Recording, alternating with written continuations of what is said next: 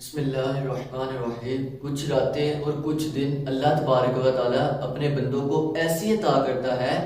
کہ اس میں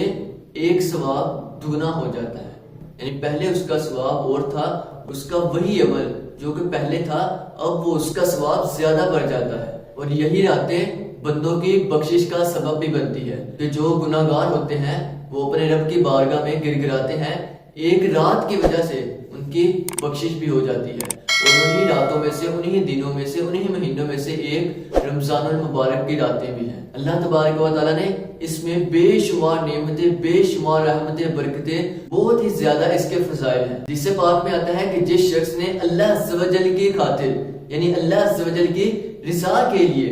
ایک دن کا روزہ رکھا، اللہ تبارک و تعالیٰ بروز قیامت اس کے چہرے کو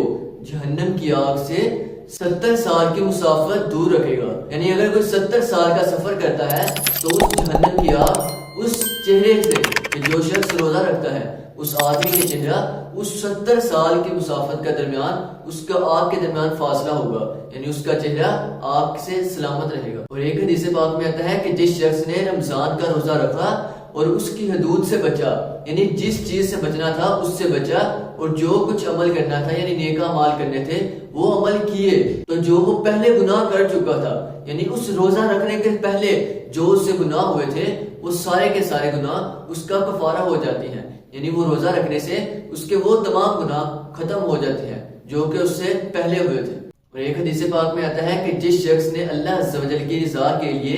خاموشی اور سکون کے ساتھ روزہ رکھا، یعنی اس نے دکھاوے کے لیے نہیں بلکہ اللہ کی رضا کے لیے اگر اس نے روزہ رکھا، تو بروز قیامت اس کے لیے جنت میں ایک ایسا گھر بنایا جائے گا